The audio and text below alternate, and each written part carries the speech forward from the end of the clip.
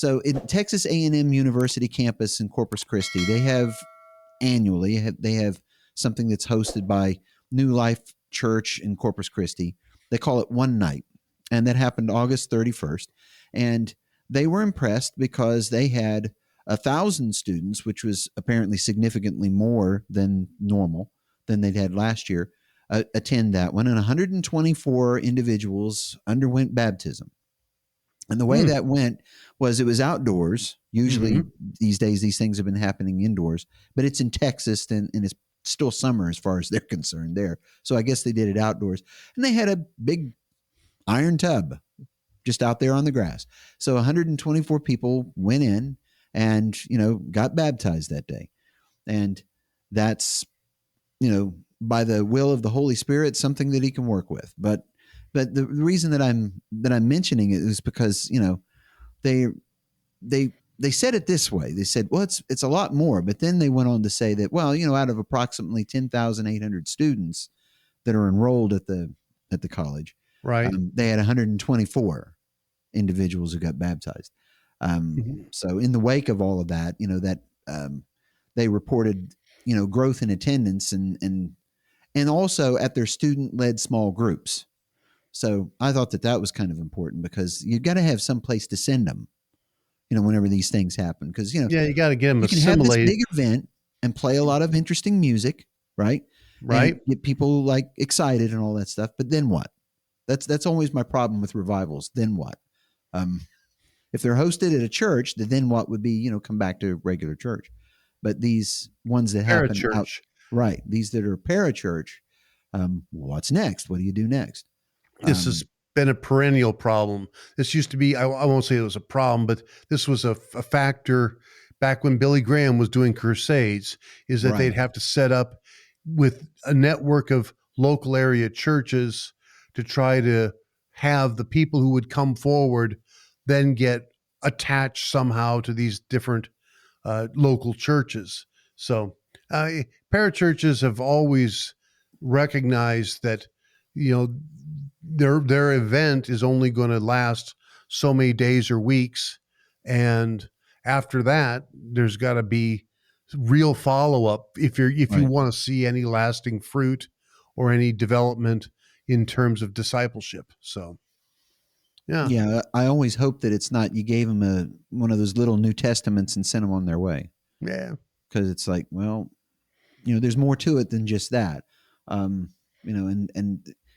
I'm glad that you mentioned Billy Graham because, they used to go out of their way to like have those networks like that. They always mentioned it in every program, every time he was on, because they televised him too. But, he would be at some stadium, speaking. And they didn't call those revivals. It was the Billy Graham Crusades. Right. But it's still a parachurch thing. And so let's mention for a second, because maybe people are watching and they don't know what we mean when we say parachurch. Okay, so these are Christian associations. Often, I mean, this is not a reflection, good or bad, but often recognized as 501c3. So they're legitimately accepting donations, and they're for Christian education purposes. And oftentimes they have an emphasis on evangelism and discipling new converts. At least different ones have different emphases. Okay, Campus Crusade for Christ, which we mentioned I think last week, but now they go by Cru. They very definitely have an evangelistic angle to what they're doing. Fellowship of Christian Athletes is probably more about emphasizing fellowship and growing together in a Christian community of like-minded athletes. I mean, so you don't all have to be cut from the same cookie cutter, although all of the big prominent United States parachurches do all seem to have a strong stamp of this is American evangelicalism with all of its pluses, but all of its flaws. Remember, you were talking before about how back in the day, and we would talk about the American Evangelical Church kind of being at a crossroads and not knowing which way to go. And now it seems to me nothing has improved since then. They've only gone down what I would argue is some very unprofitable paths. But back in 2007 and such, when we were really starting this, that was a good way to express it. It's like, okay, there's different directions that evangelicalism, American style evangelicalism, can go. I always have to make that distinction because British evangelicalism has always been kind of its own animal. There's Yeah. cross pollination, but they're not exactly the same thing. Anyway, so a lot of the evangelicals, I know Billy Graham, kind of tried, especially in the 50s, to make a thing out of we're evangelicals, we're not fundamentalists, and drawing that distinction, that maybe that distinction, to some extent has been lost. But fundamentalism in the 50s carried a different connotation than evangelicalism. Evangelicalism was supposed to be much more about opening people's eyes up and inviting them to find out about the gospel and about Jesus, and these are good things. I mean, I'm not trying to make it sound like those are bad things. So the Lutheran Church Missouri Synod is trying to do as well. But of course, we have a way of assimilating people and bringing them in, and we use baptism differently than evangelicals do. And then Yeah. we do have an opportunity to take people through what we would call formally, in a sense, catechesis, and the sermons and the church life is structured a little differently, more, I won't say standardized, but there's a whole lot of churches that are using either a 1-year lectionary or a 3-year lectionary, and with a little bit of sprinkling among the churches or in any one church, of preaching on a free text. Like, today we're going to talk like this. Okay, this is going to happen. This is going to happen at Trinity. It's like, I've got to have a look down the road about what I want to do if I'm going to have a stewardship themed sermon and message and kind of a service planned. And it's always going to be about Jesus, don't get me wrong, but that may not line up well with the readings of a particular Sunday. So I'm going to maybe substitute something and say, oh, well, this is what, the text I'm preaching on is this, and it's not going to be one of the ones that, and I guess that's probably where not one of the ones that the lectionary would call out, but we do have a more standardized, or maybe I should say a regularized approach about most of our churches are approaching discipleship, and this is the life that we're called upon to live together. So parachurches don't have any of that. I mean, other churches, legitimate churches, don't have it in the kind of depth I've been talking about it. But they're non-liturgical and such. But the parachurches have even less. They really basically have their plan. This is what we are, and this is what we do, and this is what we're Mhm. organized to be. And after that, Yeah, in most cases, they are the introduction point for someone if they don't that's actually a know good way to anything think about about it.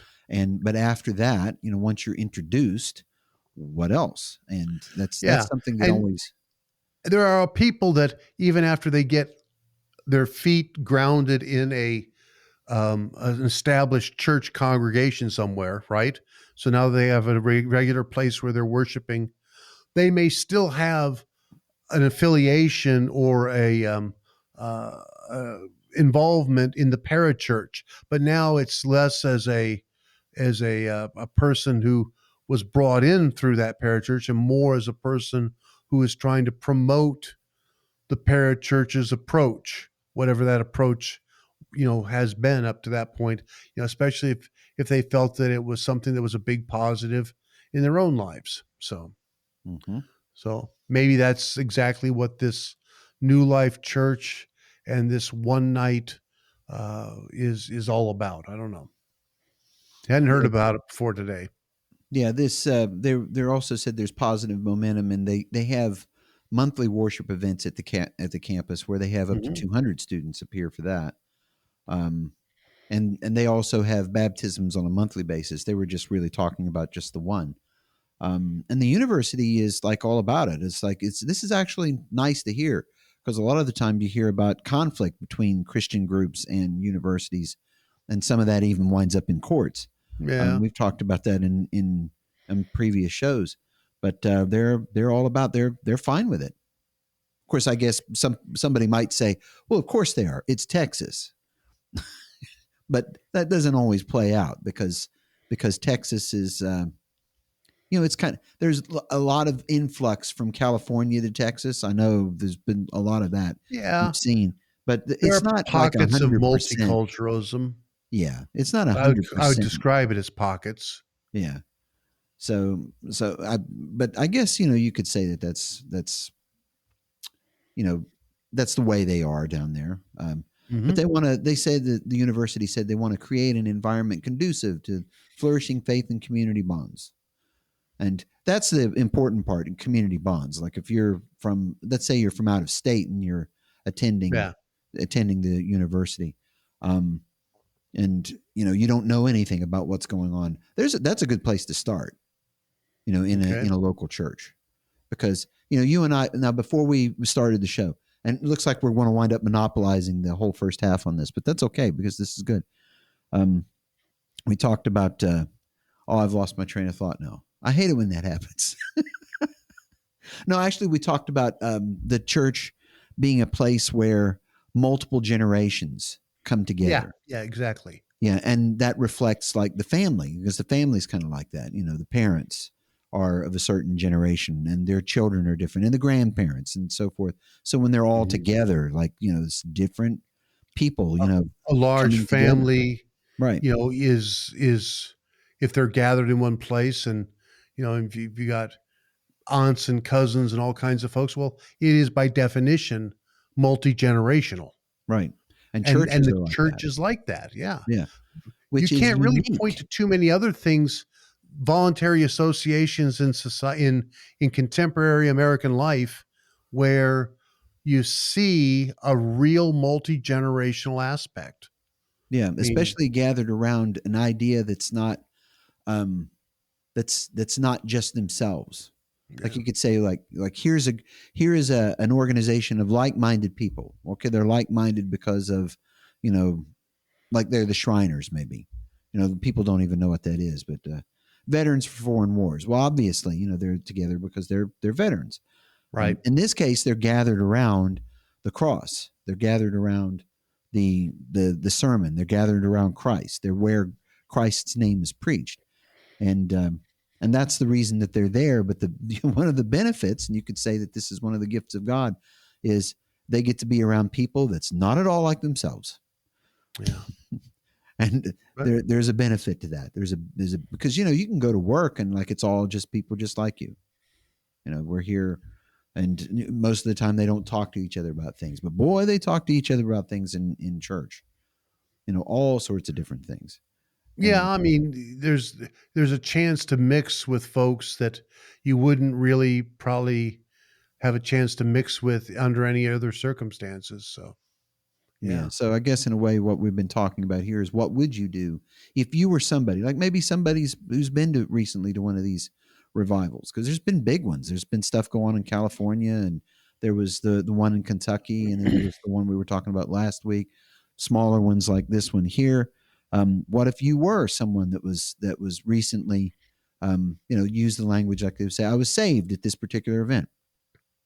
Still not sure what to do about a church. Like what am I looking for? Well, that might be something that you never thought you were looking for.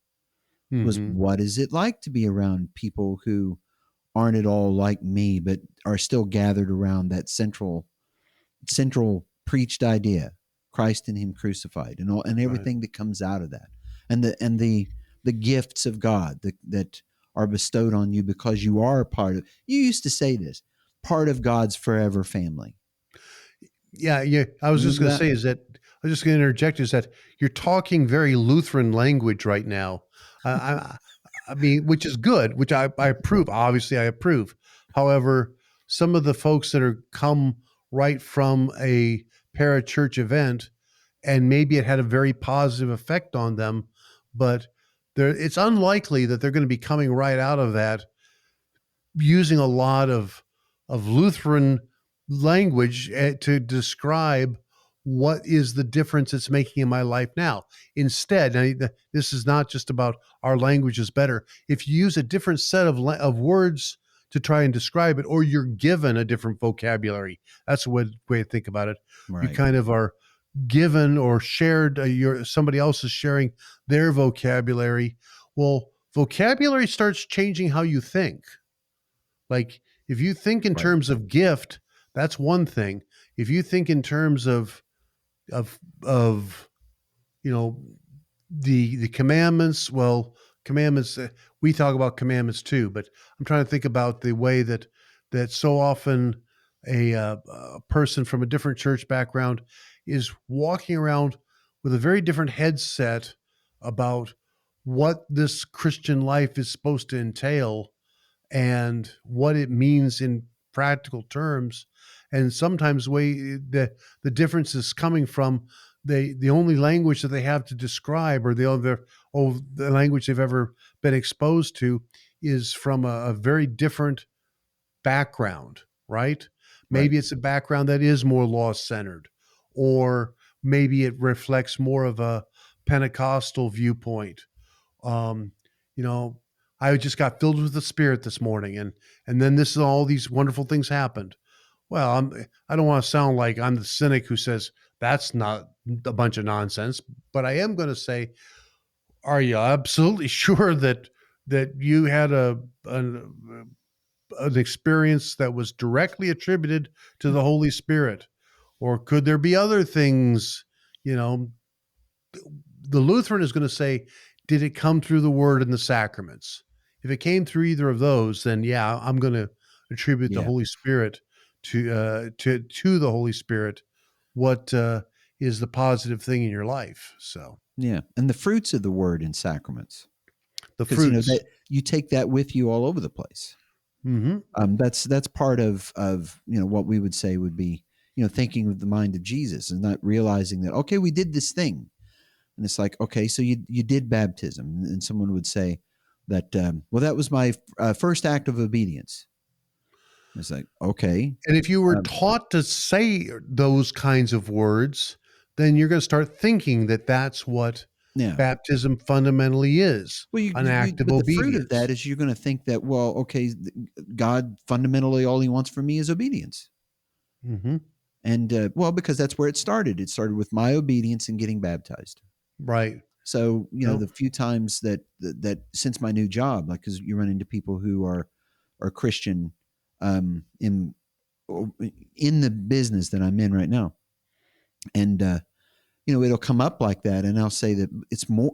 No, think of it more like you've been adopted, and this is the ceremony in which you've been adopted. This is outside of you. Yeah, sure, as an adult, you're agreeing to it, but just look up any video on YouTube where someone finds out that they're being adopted, even as an adult. Mm. It's not like that, like they're walking around going, well, you know what? I've decided that I'm going to obey this adoption ceremony, and now I'm your son, or now I'm your daughter. It's like, no, they all like jump for joy because the father or the mother or together they decided that they're going to adopt someone Yeah. who's 18, 19. There's times when that's a thing that happens, and they realize that, like, the decision that was made by my now parents Okay. was, yeah, it was yeah, I feel that in me right now, is like to think that God chose Okay. to adopt me, right? that's I don't know what to do other than just like smile about that. Right. Right. Right.